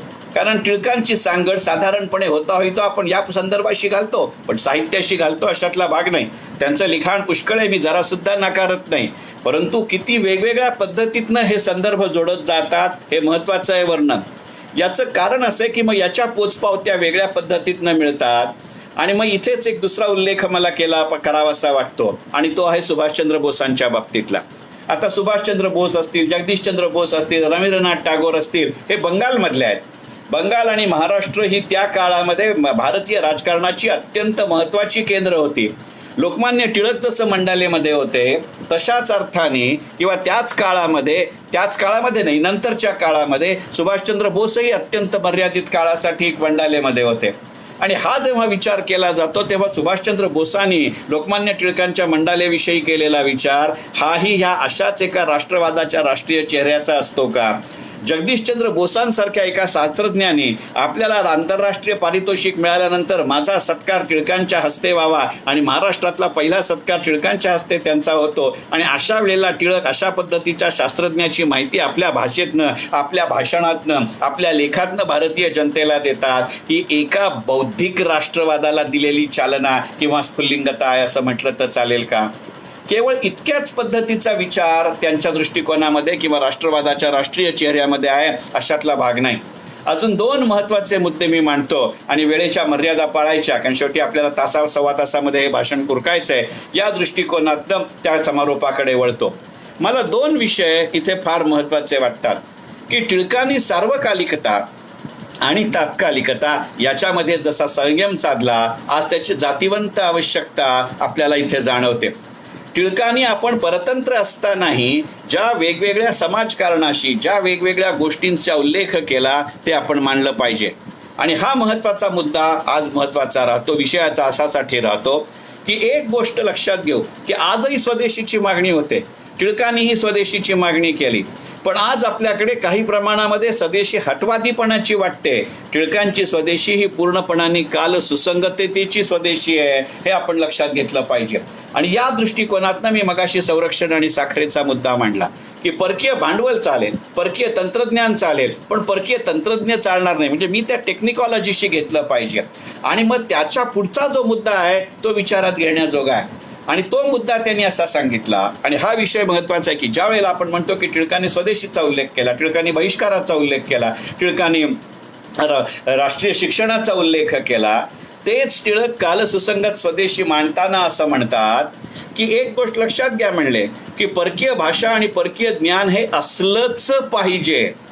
विचारात घ्या की मंडालेला टिळक ज्या वेळेला गेले त्यावेळेला टिळकांनी केलेल्या भारतीय भाषांच्या अभ्यासांबरोबरच भारतीय तत्वज्ञानाच्या अभ्यासाबरोबरच टिळकांनी त्या वयात डायबिटीस असताना मंडालेसारख्या वातावरणात तिथे त्यांना एका भूकंपाचा सामोरं जावं लागलेलं असताना सुद्धा फ्रेंच आणि जर्मन भाषांचा केलेला अभ्यास आणि त्यातनं गीताविषयी मिळवले त्यांची काय टिप्पणी आहे याचा केलेला विचार, याचा अर्थ राष्ट्रीय शिक्षणाची मागणी करणारा मनुष्यच असं म्हणतो. राष्ट्रीय शिक्षण याचा अर्थ जे काल सुसंगत आहे ते केलं पाहिजे, जे नवीन आहे ते मांडलं पाहिजे आणि त्याच्या बरोबरीने जे माझं आहे ते पुढच्याला दिलं पाहिजे. आणि याचंच वर्णन करताना नचिकेळकरांनी असं म्हटलंय की जुन्याच्या संगम आणि नव्याची जोड यातनं तिसरंच निर्माण करणं, याचं नाव लोकमान्य बाळ गंगाधर टिळक. आज तुम्ही कल्पना करा अशा पद्धतीचा विचार तुमच्या सर्व्हिस सेक्टर डॉमिनेशनमध्ये चालतो की नाही. रिलायन्सने ते डॉमिनेट केलं म्हणून या आत्ताच्या करोनानंतरच्या काळामध्ये सुद्धा तो एका विशिष्ट काळामध्ये 8,000 कोटींपेक्षा जास्त विदेशी गुंतवणूक घेतो की नाही. मग हा जो राष्ट्रवाद आहे तो एका वेगळ्या संदर्भामध्ये जाणून घ्यावा लागतो. आणि हे काल सुसंगत स्वदेशीचं कारण अशासाठी आहे की ते म्हणले ज्या वेळेला मला लक्षात येतं की मला आयात करावीच लागेल त्यावेळेला वेगवेगळ्या संदर्भांमधले संबंध लक्षात घेऊ. ते म्हणले सगळ्यात पहिलं प्राधान्य आयात करायचीच असेल तर मी आशियाई देशांना देईन. हे आशियाई देशांना देईन म्हटलं. आज लक्षात घ्या की आज आपण सार्कच्या निमित्तानं आज आपण आधीच्या काळामध्ये नॉन अलाइन्ड मुवमेंटच्या म्हणजे नामच्या काळातनं आपण आपले गठबंधन करत होतो. 2014च्या शपथविधीला आपण आपल्या बाजूच्या आशियाई देशांना बोलावलं तर टिळक त्यावेळेला सांगतायत मी आशियाई देशांना प्राधान्य देईल. मी जर भारताच्या बाहेर किंवा आशियाच्या बाहेर मला आयातीसाठी जावंच लागेल त्यावेळेचं केंद्र युरोप होतं. अमेरिका जस्ट इमर्ज होते. लक्षात घ्या टिळकांचा मृत्यू 1920चा आहे आणि अमेरिकेची आर्थिक क्रांती किंवा आर्थिक प्रगती किंवा आर्थिक सुप्रीमसी ही नंतरच्या काळामधली आहे. त्यामुळे अशा पद्धतीची आयात जर आपल्या इकडनं उठून लांब जायचं असेल तर युरोप हा त्याचा मार्ग होता. अशा वेळेला त्यांनी म्हटलं की युरोपमध्ये गेलो तर मला फ्रान्स आणि जर्मनी चालतील पण मला इंग्लंड चालणार नाही कारण इंग्लंड माझा त्यावेळेचा राज्यकर्ता होता. आज तुम्ही लक्षात घ्या की अशा तात्कालिकतेशी सार्वकालिकतेशी घातलेली सांगड आहे की नाही. आज ज्या पद्धतीचं गलवान प्रकरणावरनं आपल्याकडचं जे कंपोजिशन जन्माला येत आहे त्याच्यामध्ये ह्याच्या अशाही घटकांचा संदर्भ आहे की नाही. मग हा जर विचार करायचा असेल तर या कालसुसंगत स्वदेशीचे वेगवेगळे संदर्भ असतात हे आपल्याला लक्षात घ्यावं लागतं. हे का लक्षात घ्यावं लागतं? ती मी म्हटलं तसं ती फार मोठ्या प्रमाणावरची सर्वसमावेशकता आहे आणि ही जी सर्वसमावेशकता आहे त्यातनं तुमचं राष्ट्र म्हणून निर्माण होतं. आणि मग मी त्याला राष्ट्रीय चेहरा का म्हटलं ते एक गोष्ट आपण लक्षात घेऊ की टिळकांचे समकालीन टिळकांच्या आधीचे नेते आणि टिळकांच्या नंतरचेही नेते हे दोन वेगळ्या पद्धतीचा विष्कार केला पाहिजे. मिलिंद देशपांडे यांनी म्हटलं की लोकमान्यांनी परदेशी भाषा शिकण्याचा प्रयत्न केला होता ही नवीन माहिती मिळाली. सर याचे फार मोठे संदर्भ समग्र टिळक वाङ्मयामध्ये आहे. गोविंद तळवलकरांनी जे लोकमान्य बाळ गंगाधर टिळक हे पुस्तक त्यांचं चरित्र लिहिलं आहे त्याच्यामध्ये आहे. आणि तुमच्या माहिती करता सांगतो की फ्रेंच आणि जर्मन या दोन्ही जर्मन त्यांना बऱ्यापैकी येत होतं आणि फ्रेंच भाषेचं संपूर्ण व्याकरणाची पुस्तकं मागवलेली आहेत. माझ्या अंदाजाने केसरीच्या लायब्ररीमध्ये टिळकांनी मंडालेमधनं मागवलेल्या पुस्तकांची यादी आहे. त्याच्यामध्ये फ्रेंचच्या संबंधातल्या 14 पुस्तकांचा उल्लेख आहे अशी माझी स्मरणशक्ती मला सांगते. माझी स्मरणशक्ती काही प्रमाणामध्ये मला दगा देऊ शकते पण या नात्या स्वरूपामध्ये त्यांनी विचार केला होता एवढी गोष्ट नक्की. माझ्या पुढच्या मुद्द्याकडे जातो की मुळात आपल्याला 2 ते 3 गोष्टींसाठी आपल्याला 2 टिळकांचा उल्लेख इथे मला करायचा आहे की मी सहज विचार करत होतो की कल्पना करा की असा मी फ्रान्स घेईन किंवा जर्मन घेईन पण मी ब्रिटिश घेणार नाही. असा अभ्यास करताना किती वेगवेगळ्या पद्धतीचा अभ्यास या माणसाने केला असेल. त्या काळात गुगल उपलब्ध नव्हतं. त्यावेळेला सबसे तेज एक पाऊल पुढे असला काही प्रकार नव्हता. मग अशा प्रकरणामध्ये त्या काळात या माणसाच्या लिखाणामध्ये 118 देशांचा उल्लेख येतो. हा त्यांच्या बुद्धिमत्तेच्या पेक्षाही त्यांच्या सर्वसमावेशकतेचा उल्लेख हा केला पाहिजे. आणि हे जे टिळकांचं वैशिष्ट्य आहे ह्याला पॅरलल फार थोडी माणसं आपल्याकडे आहेत. काही प्रमाणामध्ये रानडे आहेत, काही प्रमाणामध्ये लोकहितवादी आहेत आणि काही प्रमाणामध्ये दादाभाई नवरोजी आहे त्याचा उल्लेख केला पाहिजे. परंतु त्याच वेळेला टिळकांचं जे एक अत्यंत महत्त्वाचं वैशिष्ट्य आहे ती 2 वैशिष्ट्य इथे मला लक्षात घ्यावी लागतात. एक म्हणजे जसं मी मगाशी म्हटलं तसं अभ्यास आणि आचरण याची सातत्यपूर्ण सांगड ही 2 एकदम वेगवेगळ्या टोकांमध्ये आहे. एका बाजूला आर्थिक क्षेत्र मग जिथे पैसा फंड असेल, जिथे बॉम्बे स्वदेशी कोऑपरेटिव्ह स्टोअर असेल असे आहेत. दुसऱ्या बाजूला पूर्णपणाने क्रांतिकारकांना त्यांचा असलेला संपूर्ण पाठिंबा हा संपूर्ण पाठिंबा लक्षात घेण्याजोगा आहे. टिळक सोडले तर दुसऱ्या कोणत्याही राजकीय नेत्यानं इतक्या सातत्यानं आणि तेही उघडपणाने कधीही क्रांतिकारकांची बाजू घेतलेली नाही. कल्पना करा परतंत्र भारतात एक काळ आपण घेणार नाही हे मी मान्य करू शकतो, आपण स्वीकारू शकतो. परंतु आजही आमच्या महाराष्ट्रामध्ये इतिहासाच्या पुस्तकामध्ये भगतसिंग राजगुरू सुखदेव मधलं 3रा सुखदेव गुल होतो. हे लक्षात घेतलं तर टिळकांचं त्या काळातलं चरित्र आणि वर्तन किती महत्वाचं आणि प्रगट आहे हे लक्षात घ्या. आपल्याला सगळ्यांना माहिती आहे की क्रांतिकारकांचे ते फ्रेंड फिलॉसॉफर गाईड म्हणून काम केलंय. 2च उदाहरणं सांगू शकतो. आपल्याला सगळ्यांना माहिती आहे 22 जून 1897 मुळे आलंय किंवा तुमच्यासारख्या सुज्ञ वाचकांनी चाफेकरांचं जर चरित्र वाचलेलं असेल तर ते अत्यंत महत्वाची गोष्ट लक्षात येते की तो गणेश खिंडीतला गणपती पावला, अमुक गोंद्या आला रे आला, ही जी सगळी गणितं आहेत हे त्यांना टिळकांना येऊन का सांगावं असं वाटलं. बाबाराव सावरकरांना टिळक तुरुंगामध्ये भेटले तर तुम्ही इथे कसं, असं सावरकरही टिळकांना विचारतात आणि टिळकही सावरकरांना विचारतात. हे कसं? स्वातंत्र्य सावरकर जेव्हा म्हणतात की दिवसा पाहिलेले टिळक आणि रात्री भेटलेले टिळक हे वेगळे असतात, याचं कारण रात्री भेटलेले म्हणजे ते स्वतः ऍसिडवरती काम करतात. टिळकांच्या प्रयत्नांमुळे नेपाळमध्ये कौलांचा कारखाना निघतो. कौलांचा कारखाना तो नामोनिशाणीवार असतो. तिथे प्रत्यक्षात बंदुकीच्या नळ्या बनतात आणि मग ते सेनापती बापट एका सर्कशीच्या माध्यमातून, संगीताच्या माध्यमातून, नाटकाच्या माध्यमातून, तमाशाच्या माध्यमातून नेपाळपासून महाराष्ट्रापर्यंत आणतात. याला राष्ट्रवादाचा राष्ट्रीय चेहरा नाही म्हणायचा. आणि मग अशाच माणसाचं वर्णन करताना एक लक्षात घ्या, सावरकरांनी मॅझेनीची प्रस्तावना किंवा अर्पण पत्रिका ही टिळकांना लिहिली आहे. तो काही केवळ टिळकांच्या टिळकांनी श्यामजी वर्मांना लिहिलेल्या चिठ्ठीमुळे सावरकर बॅरिस्ट्रीच्या अभ्यासासाठी इंग्लंडला पोचले म्हणून नाही लिहिलेली, तर मुळामध्ये सावरकरांच्या मनामध्ये त्या माणसाविषयी असलेली भावना आहे. आणि म्हणून स्वातंत्र्योत्तर काळामध्ये टिळकांचं वर्णन करताना सावरकर असं म्हणलेत की आम्ही क्रांतिकारक जर खडगाचं पातं असू तर टिळक त्या खडगाची मूठ होते. खडगाची मूठ रणांगणामध्ये लढत नाही, लढण्याचं काम पातं करतं, पण मूठ नसेल तर पातं लवलवत नाही. शेवटी लवलवणारं पातं हे त्या खडगाच्या मुठीच्या अंतःकरणाचा आविष्कार असतो. लक्षात घ्या, सावरकरांनी लिहिलेलं हे वाक्य आहे. सावरकर हा तशा अर्थी भावनाशील माणूस नाही, तो राष्ट्रप्रेमी माणूस आहे, पण इतका रॅशनल माणूस दुसऱ्या रॅशनल माणसाचा विचार करतो. याला तुम्ही राष्ट्रवादाचा राष्ट्रीय चेहरा म्हणणार की नाही? योगी अरविंदांनी टिळकांचं केलेलं जे वर्णन आहे, स्वामी विवेकानंदांनी टिळकांमध्ये दाखवलेली जी आस्था आहे, हे दोन प्रसंग आपण लक्षात घेऊया. स्वामी विवेकानंद आणि टिळकांची पहिली भेट 1892 साली झाली आहे. टिळकांच्या या कार्यामुळे कदाचित फार मोठी दोन ज्ञानी माठी माणसं आहेत, त्यावर एका विशिष्ट टप्प्यावरती कदाचित विवेकानंदांसारख्या माणसाच्या लक्षात आलं असेल की टिळक ज्या पद्धतीने ब्रिटिशांविरुद्ध रान पेटवत आहेत तर त्यांना काही धोका दगा फटका होऊ शकतो. आणि म्हणून त्यांनी टिळकांना एकदा अशी विनंती केली होती की तुम्ही महाराष्ट्रातलं तुमचं कार्य थांबवा आणि तुम्ही माझ्या इकडे येता का, तुम्ही संन्यासाश्रम स्वीकारता का, एक वेगळा भूगोल होईल. टिळकाने असं सांगितलं, माझा तुमच्या संन्यासाश्रमाला विरोध नाही, परंतु लोकांमध्ये राहून काम करणं हेच माझं काम आहे, जे काय व्हायचं असेल ते होईल. याच्या संबंधातले इतर काही उल्लेख कदाचित नंतरच्या व्याख्यानामध्ये येतील, त्यामुळे मी म्हणत नाही. पण असं जरी असलं तरी त्या विवेकानंद गेल्यानंतर जो टिळकांचा अग्रलेख आहे तो जरूर वाचण्याचा काय मृत्यूलेख आहे. तो एकंदरीतच टिळकांचे मृत्यूलेख हा एक वेगळा विषय होऊ शकतो. परंतु एक गोष्ट आपण लक्षात घेऊ की त्यांनी असं म्हटलं होतं की आधी आद्य शंकराचार्य आणि नंतर स्वामी विवेकानंद यांनी भारतीय राष्ट्रीयत्वाचा आणि भारतीय हिंदुत्वाचा केलेला उल्लेख हे अतुलनीय कार्य आहे.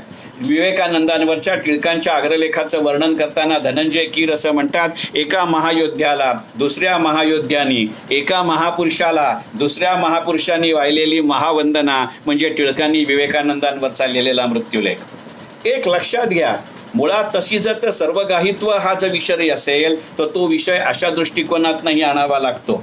म्हणजे एकीकडे गीता रहस्यासारखं, विवेकानंदांसारखं, अरविंदांसारखं व्यक्तिमत्व हा मनुष्य स्वतःच्या आवाक्यामध्ये आणतो, दुसऱ्या बाजूला कामगारांच्या दृष्टिकोनातून तो त्यांना हातात काय मिळेल याचा विचार करतो. याचे दोन फार महत्वाचे किस्से आहेत. आधी एक सांगितला, आता शेवटच्या समारोपाकडे जाताना हे दोन मुद्दे सांगतो, कारण याचा तशा संदर्भातनं कधी दुर्दैवाने उल्लेख होत नाही.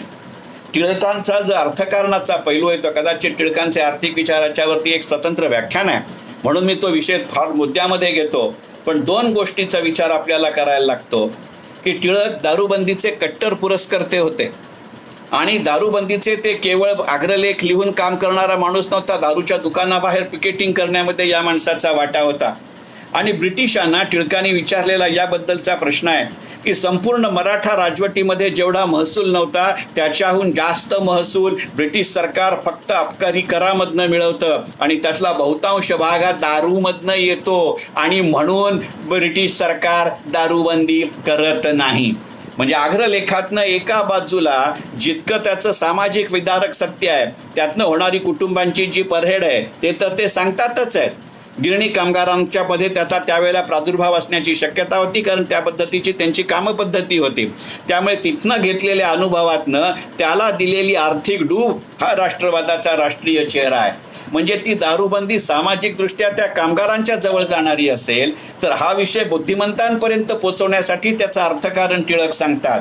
आजही हा विषय किती महत्वाचा आहे आपण लक्षात घेऊया.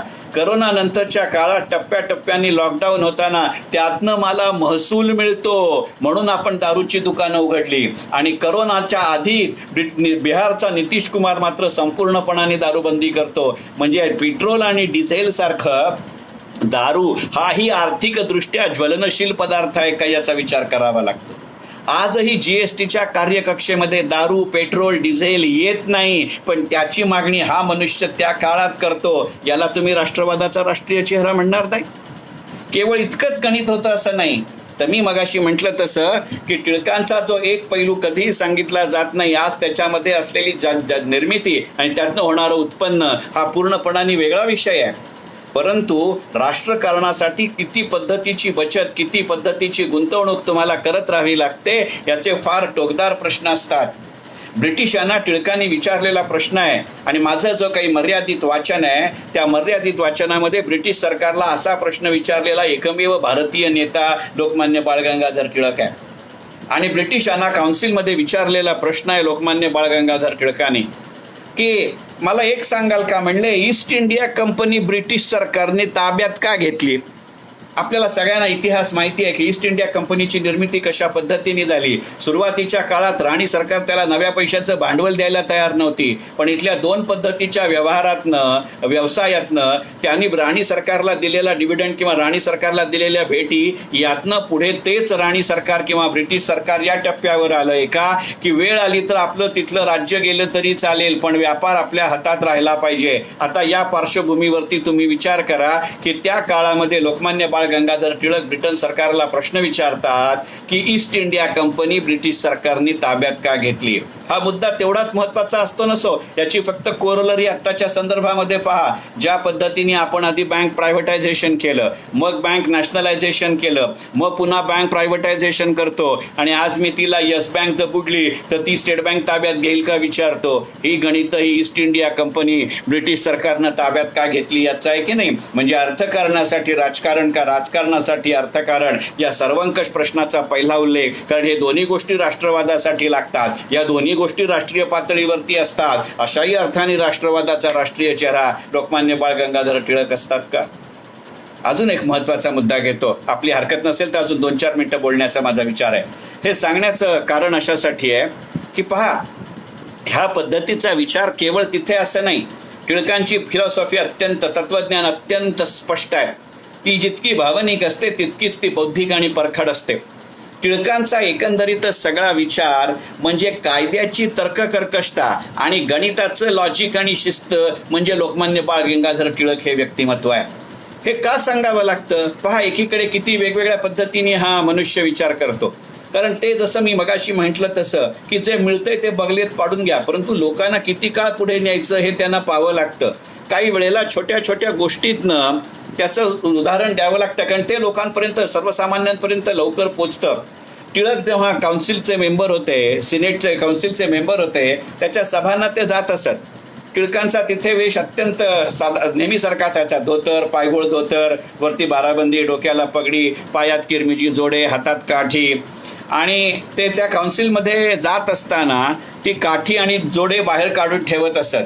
त्यांच्या तिथल्या इतर सभासदांनी अनेक वेळा लोकमान्य टिळकांना असं सांगितलं की अहो इथे घेऊन येता येईल. ते म्हणले नाही, मी नाही येणार. 2 गोष्टींकरता म्हणले.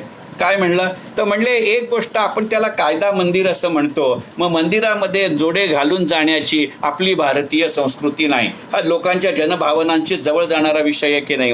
आणि मग नंतर हसून म्हणले की अहो मी जोडे आणि काठी बाहेर काढून ठेवतो ना, त्याचं रक्षण करण्याकरता ब्रिटिश हवालदाराला उभं राहावं लागतं. त्यामुळे एका भारतीयाचे जोडे आणि काठी सांभाळण्याचं काम एक ब्रिटिश हवालदार करतो. हे सॉलिड गोष्ट आहे की नाही. कल्पना करा, हे उद्देशाला लॉजिक असतं की नाही मला माहिती नाही, परंतु यातनं जनमानसापर्यंत जो सिंगल जायचा असतो तो पुरतो की नाही. टिळकांचा जेव्हा मंडालेमध्ये होते तर टिळकांचे जोडे, कारण ते डायबिटीसवाले असल्यामुळे त्यांना काही प्रकाराचे ते विशिष्ट लागायचे आणि ते मागवण्याची परवानगी नंतरच्या काळामध्ये ब्रिटिशांना मिळवली होती. तर एकदा ते भारतातनं मंडालेपर्यंत जोडे जात असताना त्या लाल किरमिजी रंगाच्या जोड्यावरती या लोकांनी काळं फासलं. ते त्या जेलरनीच फासलं होतं आणि ते स्वतः घेऊन गेला टिळकांना द्यायला. त्याला असं वाटलं तर टिळक चिडतील, पण टिळक एवढे खवट होते. टिळकांनी त्या जेलरला सांगितलं, माझ्या जोड्यांकडे सुद्धा तुमचं इतकं बारीक लक्ष असतं हे मला माहिती नाही. कल्पना करा, हा राष्ट्रवादाचा राष्ट्रीय चेहरा आहे की नाही, यातनं जो संकेत जायचा तो जातो की नाही. मग हा जर असा भावनिक पातळीवरचा असेल तर एकदा कोसंबींनी त्यांना विचारलं होतं. टिळकांच्या त्या सार्वजनिक गणेशोत्सवाच्या विसर्जनाच्या मिरवणुकीनंतर कोसंबी आणि टिळक बरोबर येत होते. टिळक थोडेसे काय म्हणू चलबिचल झालेले कोसंबींना वाटले. टिळकांचा स्वभाव काही इमोशनल होण्याचा नव्हता. कोसंबींनी त्यांना असं विचारलं की तुम्ही चलबिचल झालेले दिसताय, म्हणजे तुम्ही गणपती विसर्जनाचं तुम्हाला दुःख होतं का? ते म्हणले हो, काही प्रमाणामध्ये होतं. ते म्हणले ते कसं काय? कारण कोसंबींसारखा धर्मज्ञ मनुष्य टिळकांसारख्या तत्वज्ञ माणसाला हा प्रश्न विचारतोय, लक्षात घ्या तुम्ही. तर टिळकांनी त्यांना ते म्हणले हो, गणपती विसर्जन गेलं म्हणजे ते काय 2, 5, 10 दिवसाकरता मूर्ती आपल्या घरात येते, आपल्या समाजात येते, त्याचं विसर्जन होतं. शेवटी म्हणे आपल्याही भावना त्यात गुंतलेल्या असतात आणि म्हणून थोडंसं दुःख होतंच. पण म्हणले त्याहीपेक्षा जास्त दुःख याचं आहे की जे 2, 5, 10 दिवसाकरता झालेलं गणपतीचं विसर्जन झालं तर लोक एवढे दुःखी होतात, पण आपलं स्वराज्य जाऊन इतके वर्ष झाली तरी त्याची फारशी कुणाला पडत नाही, याचं दुःख मला जास्त आहे. मला सांगा, हा राष्ट्रवादाचा राष्ट्रीय चेहरा आहे की नाही? हे गणित अशासाठी आहे की अशा संकटातून संकटातून नव्हे, अशा प्रसंगातून, अशा संधीतून हे व्यक्तिमत्व उलगडत जातं. म्हणजे मी म्हटलं तसं एकीकडे गणित म्हणून असेल, एकीकडे साखर म्हणून असेल, एकीकडे संरक्षण म्हणून असेल, एकीकडे जगदीशचंद्र बोस म्हणून असेल, एकीकडे रवींद्रनाथ टागोर म्हणून असेल, एकीकडे अशा पद्धतीचे गणपती उत्सव आणि शिवजयंती उत्सव म्हणून असतील, एकाकडे त्याच वेळेला केलेली आर्थिक प्रगती असेल, राजकीय संदर्भ असेल, सांस्कृतिक संदर्भ असेल, अशी राष्ट्राच्या जडणघडणीतल्या भावनेतल्या वेगवेगळ्या भावनांना एकत्र सम्मिलित करून आपल्याला हवं त्या स्वातंत्र्य प्राप्तीच्या उद्देशाकरता नेणारा पहिला महत्वाचा नेता म्हणजे लोकमान्य बाळ गंगाधर टिळक आहे. आणि त्याच्या अर्थकारणाचे 2 पैलू सांगतो आणि आपली रजा घेतो, कारण ह्या विषयावरती स्वतंत्र व्याख्यान आहे. विचार करा, आज आपण कॉर्पोरेट गव्हर्नन्समध्ये, आज आपण फिनान्शियल ट्रान्सपरन्सीचा विचार करतो, परंतु लोकमान्य टिळक हे बॉम्बे स्वदेशी कोऑपरेटिव्ह स्टोअर्सचे अनेक वर्ष डायरेक्टर होते. त्या विषयावरती एक स्वतंत्र व्याख्यान किंवा लेख होईल. त्याच्या नावामध्ये कोऑपरेटिव्ह होतं, परंतु ते कधीही कोऑपरेटिव्ह नव्हतं, ती पहिल्यापासून लिस्टेड कंपनी होती. त्या वेळामध्ये आपल्याकडे शेअर्सची फेस व्हॅल्यू 1000 रुपये असण्याची पद्धत होती. टिळकांचं ते जे सही केलेलं डॉक्युमेंट आहे ते मी माझ्या बॉम्बे स्टॉक एक्सचेंजच्या कारकिर्दीमध्ये ते माझ्या डोळ्यांनी पाहिलं. दुर्दैवाने आता ती लायब्ररी शिल्लक नाही राहिली. त्यातला जो टिळकांची पहिली सही आहे संचालक म्हणून, आज ज्याला आपण प्रॉस्पेक्टस म्हणतो त्याला त्यावेळी ऑब्जेक्ट क्लॉज म्हटलं जायचं, त्यातला पहिला ऑब्जेक्ट क्लॉज आहे, सर्वसामान्य माणसाला शेअर घेता येणं शक्य व्हावं म्हणून या 1000 रुपयाच्या शेअरची किंमत आता आम्ही 100 रुपये करत आहोत. याला हल्लीच्या काळामध्ये आपण स्प्लिट ऑफ फेस व्हॅल्यू म्हणतो. कल्पना करा, हा राजकारणी आहे, कल्पना करा हा कामगार पुढारी आहे. जो कामगार पुढारी गिरणी मालकांना असं सांगतो की वेळीच जर तुमच्या तंत्रज्ञानाची आणि मशिनरीची काळजी घेतली नाहीत तर त्या यंत्रापेक्षा, त्या गिरणीपेक्षा सुद्धा या सगळ्याच्या खालती असलेल्या जमिनीची किंमत वाढेल. हा अर्थकारणाचा अभ्यास आहे. आज Kamala mills compound, lower Parel, मुंबईमध्ये काय झालं हे आपण पाहतोय. अशा परिस्थितीमध्ये हा मनुष्य की ज्याचा साधारणपणे आजही आपल्या राजकारण्यांचा, आजही आपल्या गिरणी कामगारांचा, आजही आपल्या कामगार युनियनच्या लीडरचा या शेअर बाजाराचा कितपत अभ्यास आहे आणि नाही हे बोलण्याची जागा नाही. अशा वेळेला त्या परतंत्र भारतातला माणूस म्हणतो की हे गुंतवणूक साधन लोकांपर्यंत पोहोचलं पाहिजे. आजचा जो आपला विषय आहे या दृष्टिकोनातनं त्याच्याकडे एक नॅशनलिस्ट मुवमेंट म्हणून पहा. केवळ एवढाच विचार नाहीये. त्या काळामध्ये दरवर्षी बॉम्बे स्वदेशी कोऑपरेटिव्ह स्टोअरमध्ये एका कामगाराची सर्वोत्कृष्ट कामगार म्हणून निवड व्हायची. पुढे ह्या सगळ्या पद्धती टाटा ग्रुपनंही अंमलात आणल्या आणि त्याच्यामध्ये केवळ त्या माणसाला, एखाद्या कामगाराला विशिष्ट रक्कम दिली जायची अशातला भाग नाही. बॉम्बे स्वदेशी कोऑपरेटिव्ह स्टोअर्सचा एक शेअरही दिला जायचा. मग स्प्लिट ऑफ फेस व्हॅल्यूचे जनक कोण, इसॉपचे जनक कोण, पैसा फंडासारख्या व्हेंचर कॅपिटल किंवा क्राऊड फंडिंगचे जनक कोण? पैसा फंड ही संकल्पना लोकमान्य टिळकांनी सुरू केलेली नाही, पण टिळक ज्या पद्धतीनं त्याच्या मागे उभे राहिले, अशा पद्धतीनं स्वदेशीचा जो माल निर्माण होतो तो पंढरपूरच्या कार्तिकी आणि आषाढी एकादशीच्या वारीमध्ये त्याचे स्टॉल लावून विक्री करणं आहे. मग आज ज्याला आपण मॉलमध्ये फुटफॉलचा विचार म्हणतो, तो तिथे आमच्या त्या सार्वजनिक, त्या आमच्या धार्मिक, आमच्या संवेदनशील, आमच्या हृदयाच्या जवळच्या जागी अत्यंत भक्तिभावाने येणारे वारकरी, मग तो एका वेगळ्या अर्थी ही फुटफॉल आहे की नाही? अशा पद्धतीचा जर विचार करत गेला तर दोन दृष्टिकोनातनं विचार करावा लागतो की राष्ट्रवाद हा केवळ परतंत्र राष्ट्रासाठी किंवा स्वतंत्र राष्ट्रासाठीचा राजकीय विषय नसतो. राष्ट्रवाद हा शब्द तुमचं समाजकारण, तुमचं अर्थकारण, तुमचं साहित्य, तुमची संगीत, तुमचं संस्कृती या सगळ्यांचं संमिलन असतं. मग देश म्हणजे देशातली माणसं हे जर खरं असेल तर या माणसांच्या ज्या नानाविध गरजा आहेत त्या गरजांचं पूर्ण भान ठेवत त्या गरजांना स्वप्नांच्या दृष्टिकोनाकडे घेऊन जाणारं जे कार्य असतं त्याला राष्ट्रवाद म्हणतात. मग असा जर आपण विचार करणार असू तर मगाशी मी ज्यांचा उल्लेख केला त्या शुभ्रमणी कळकेकरांनी जे निर्माण केलेलं चित्र आहे त्याच्यामधल्या प्रत्येक पैलूमध्ये लोकमान्य टिळक हे बसतात की नाही? आणि मग अशा पार्श्वभूमीवरती जेव्हा त्यांच्याच संकल्पनांचा उल्लेख आणि उद्गाता आम्ही आत्मनिर्भरमध्ये करतो परंतु टिळकांचा उल्लेख टाळला जातो, तेव्हा तुमच्या माझ्यासारख्या टिळकप्रेमींना एक कुठेतरी त्याचं शल्य राहतं. आणि मग एक मनामध्ये विचार येतो की आजपर्यंत त्यांची उपेक्षा जरूर केलीत, पण निदान त्यांच्या स्मृतिशताब्दीच्या वर्षाच्या निमित्ताने तरी त्यांच्या योजनांचं जेव्हा कॉपीराईट त्यांनी घेतलेले नसताना ते राष्ट्रार्पण म्हणून आपण जर घेणार असू तर निदान त्यांना मरणोत्तर का होईना परंतु त्यांच्या स्मृतिशताब्दी वर्षात जर भारतरत्न मिळालं तर याच्या इतकी त्यांच्या स्मृतिशताब्दीसाठी मानवंदना नसेल. मी आपल्या सगळ्यांना आवाहन करेन की आपल्या सगळ्यांच्या संदर्भातनं आपण या मागणीचा विचार करू, कारण आपल्या दृष्टीतनं किंवा आपल्या कृतीतनं निदान इतपत तरी कृतीशील मानवंदना टिळकांना देऊ. साहजिकच त्यांचे सगळेच विचार हे अत्यंत आदरणीय आहेत, पण आपल्या सर्वांच्या मर्यादा लक्षात घेता आपल्याला ते किती अनुकरणीय करता येतील याच्याबद्दल माझ्याही मर्यादा आहेत. मी नाकारत नाही, मी फक्त तुमच्याबद्दल म्हणतोय, अशातला कृपा करून गैरसमज करून घेऊ नका.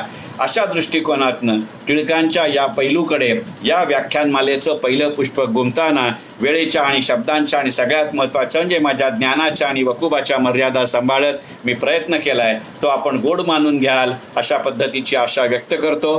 पुन्हा एकदा आयोजक विशेषतः आशिष जोशीजी हे आणि तुम्ही सर्व टिळकप्रेमी श्रोते आणि प्रेक्षक यांचे मनापासून आभार मानतो आणि आपल्या सगळ्यांच्या परवानगीनं माझं हे लांबलेलं सत्र इथेच पूर्ण करतो. मनःपूर्वक धन्यवाद.